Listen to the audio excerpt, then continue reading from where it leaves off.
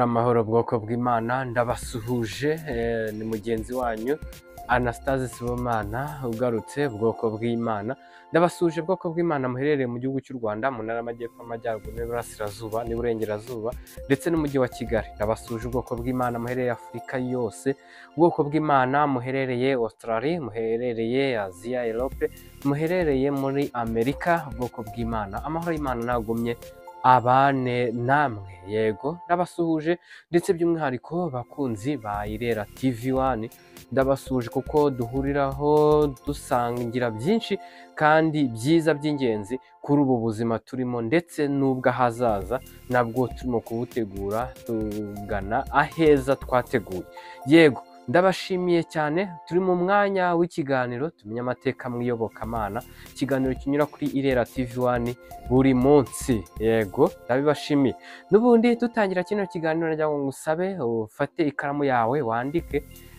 cyangwa niba ukoresha machine ufate desktop yawe wandike cyangwa laptop cyangwa niba ukoresha telefone ufate telefone yawe ukoreshe application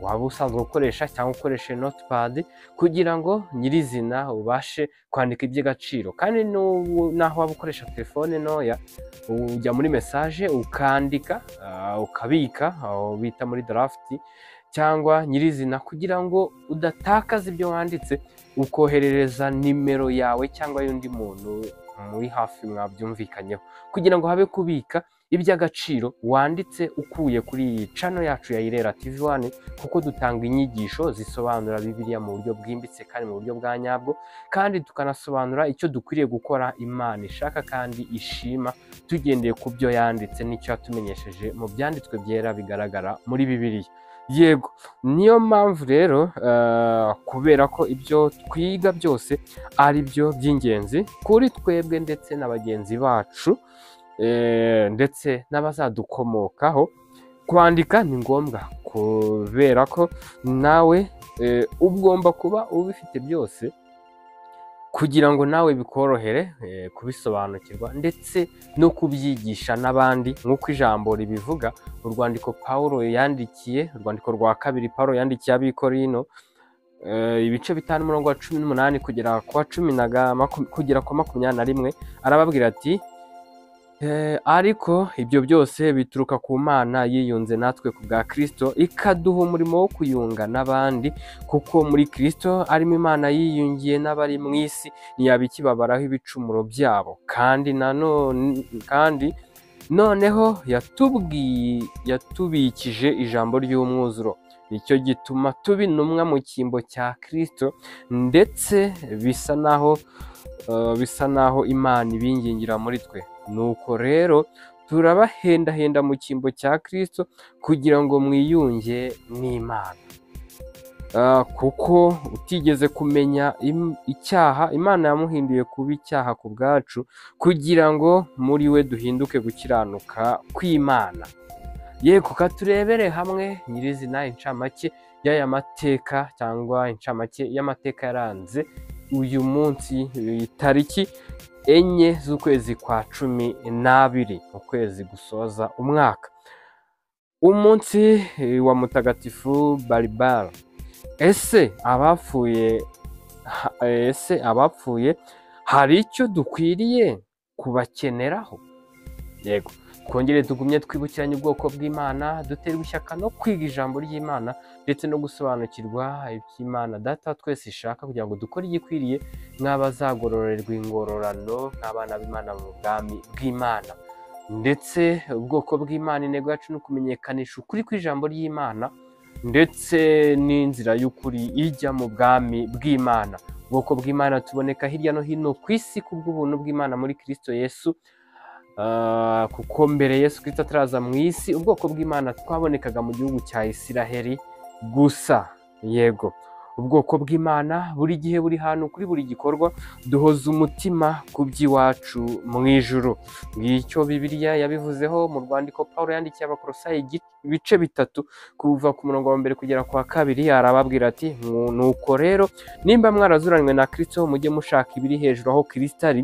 yicaye iburyo bw'Imana mujye muhoza umutima ku biri hejuru atari ku biri mu isi ubutumwa bwiza uko bwanditswe na Matayo ibice 6 umurongo wa 19 kugera kwa 21 haravuga hati nimukibikira ubutunzi mu isi aho inyenzi n'ingese ziburya kandi abajura bacukura bakabwiba, ahubwo mwibikira ubutunzi mu ijuru aho inyenzi n'ingese zitaburya n'abajura ntibacukure ngo babwibe, kuko aho ubutunzi bwawe buri ariho n'umutima wawe uzaba. Ariko hari abibeshya bakanatubeshya ko ari ubwoko bw'Imana, ariko bahoza imitima yabo birangira habatamaje, nk'uko urwandiko Pawulo yandikiye Tito igice cya mbere umurongo wa 16 aramubwira ati bavuga yuko bazi Imana ariko bayihakanisha ibyo bakora, bene abo nabo kwanga urunuka n'abatumvira Imana no ku mirimo myiza yose ntacyo bamaze.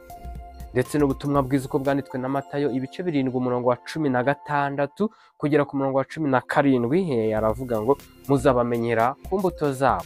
Mbese hari abasoroma imizabibu ku mpungenge cyangwa imbuto z'umutini ku gitovu? Nuko igiti cyiza cyose cyera imbuto nziza, ariko igiti kibi cyera imbuto mbi.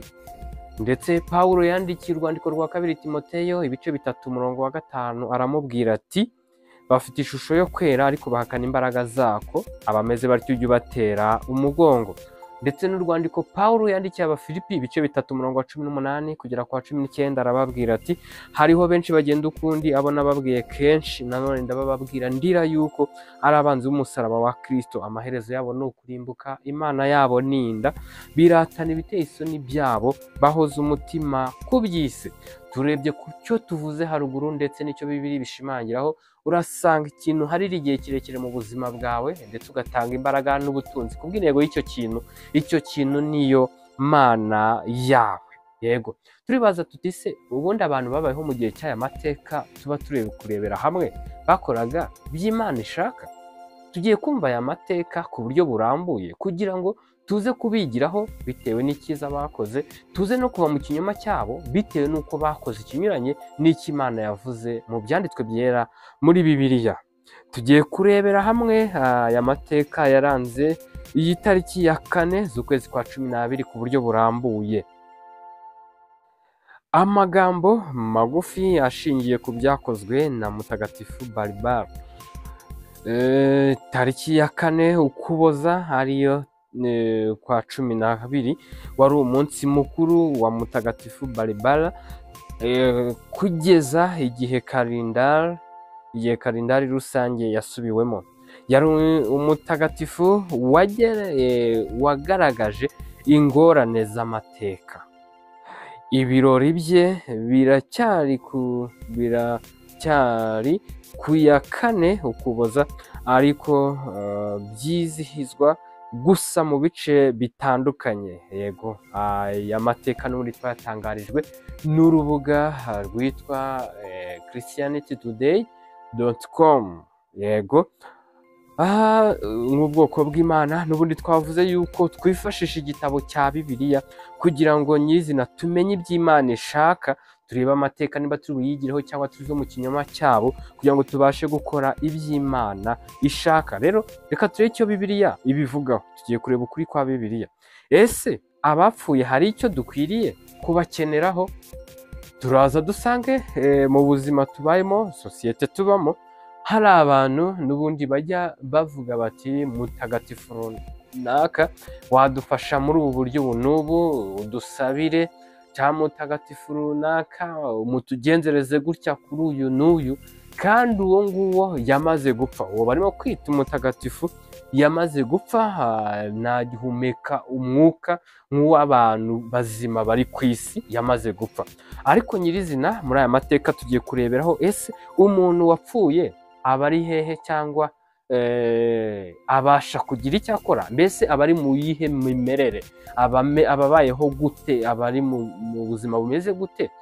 Ko turimo kubona hari abari buze kumukenera yuko yabafasha, hari n'abatarimo kwizera yuko cyangwa batemera yuko uwo muntu hari icyo yakagombye kuba agikora.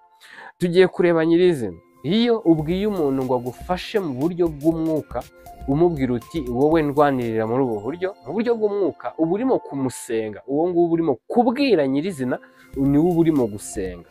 kuko niyo dusenga Imana turavuga ngo mana yacu, nyine nk'urimo kubwira Imana murimo kurebana cyangwa irimo kukumva.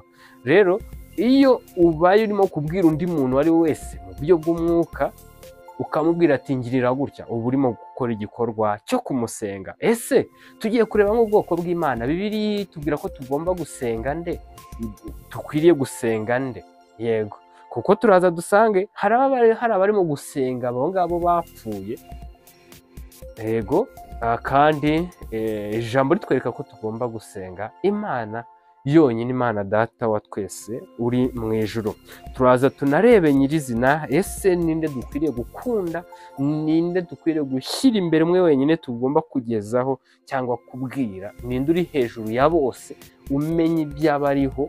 Yego, dukwiriye wo nk'uwo twahawe tugomba gusaba ninde? Nibyo tugiye kureba ukuri kwa Bibiliya cyo kubivugaho.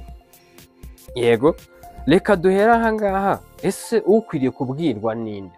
Kuko nimba turasanga bamwe hari abavuga ngo mutagatifu runaka unsabire kuri uyu n'uyu, haraba harimo ikinyoma kuko arimo kumusenga.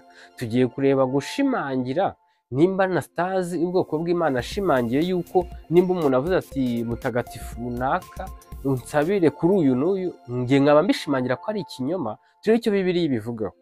Turebe ijambo ry'Imana, igitabo kiri mu isezerano rya kera, igitabo kimwe mu bya Mose cyitwa Kuva, mu bice 20 ku murongo wa 3 n'uwa 4 haravuga ngo ntukagire izindi mana mu maso yanjye, ntukiremere igishushanyo kibajwe cyangwa igisa n'ishusho yose iri hejuru mu ijuru cyangwa hasi ku butaka cyangwa mu mazi yo hepfo y'ubutaka. Ngiki cy'ijambo ritubwiyeho, ritweretse yuko tukwiriye gusenga cyangwa kubwira Imana imwe yonyine yo mu ijuru. Ijambo ritweretse yuko ntitukagira izindi mana mu maso y'Imana, ahubwo ari Imana imwe yonyine. Iyo haje rero kugira undi muntu uvuga ngo umfashe kuri ibi n'ibi, niwe uba usenze kandi niwe uba ubwiye. Icyo rero ni ikinyoma. Dukomeje tureba nyirizina ijambo riri muri Mariko ibice 12 ku murongo wa 30 haravuga ngo nuko ukundisha Uwiteka Imana yawe umutima wawe wose n'ubugingo bwawe bwose n'ubwenge bwawe bwose n'imbaraga zawe zose. Ijambo naryo yerekanye ko Imana yonyine ariyo ikwiye gushyirwa imbere y'ibintu byose. Iyo haje kuzanamo undi hagati biba ikibazo, cyangwa ukamumusimbuje Imana ubu ugiye kugongana n'iri jambo twabonye mu Kuva ibice 20:3 ariho havuga hati ntukagire izindi mana mu maso yanjye. Turebe ijambo ry'Imana muri Daniel ibice 12:2 haduhamiriza abamaze kuva mu mwuka, batagihumeka umwuka nkawo duhumeka twebwe abari ku isi, imimerere yabo naho bari nuko baba bameze. Yego, haravuga ngo kandi benshi bo muri bo bazaba barasinziriye mu gitaka bazakanguka. Bamwe bazakangukira ubugingo buhoraho, abandi bazakangukira gukorwa n'isoni no gusuzugurwa iteka ryose. Ijambo ritweretse ko abapfuye bave mu mubiri barasinziriye, batweretse ko bari mu gitaka basinziriyeyo. Ese umuntu usinziriye guki barimo kumwiyambaza ngo nabasabire nka gutya? Hari abavuga ngo abatagatifu mutagatifu runaka unsabire. Icyo ni ikinyoma, nta kuri guhari ku ijambo ry'Imana. Muri aya mateka ndagira ngo mbashimire cyane, mwari muri kumwe na mugenzi wanyu ubwoko bw'Imana Sibomana Anastase muri mwanya w'ikiganiro tumenya amateka mwiyobokamana ubwoko bw'Imana. Ndabashimiye cyane mwamaze gukora subscribe kuri iyi channel kubwo kugira ngo ivugabutumwa bibashe kwihuta mu gihe gito kandi rigere no ku bantu benshi. Yego, ndongera kandi nshimira mwebwe bino biganiro mushyigikira mukora subscribe kubwo kumva inyigisho irimo n'umumaro ifite kuri muri societe, umuryango wa IRERA TV1 ndetse umuryango w'ubwoko bw'Imana ku isi yose. Ndetse kandi ndongera kubibutsa yuko hari umurongo wa WhatsApp tuhuriraho tuganiraho nk'ubwoko bw'Imana, urawubona muri comment y'iki kiganiro n'ubundi duhuriramo tugahana ibitekerezo nyunganizi, n'ufite ikibazo akakibaza, tugafatikanya tukora icyo Bibiliya ibivugaho, tugasobanurirana, tugakora icyo Imana ibishakaho. Ndabashimiye cyane. N'ubundi ubwoko bw'Imana tuboneka hirya no hino ku isi kubw'ubuntu bw'Imana muri Kristo Yesu, kuko Yesu Kristo mu gihe yari ataraza bagenzi bacu ubwoko bw'Imana babonekaga mu gihugu cya Isiraheli gusa.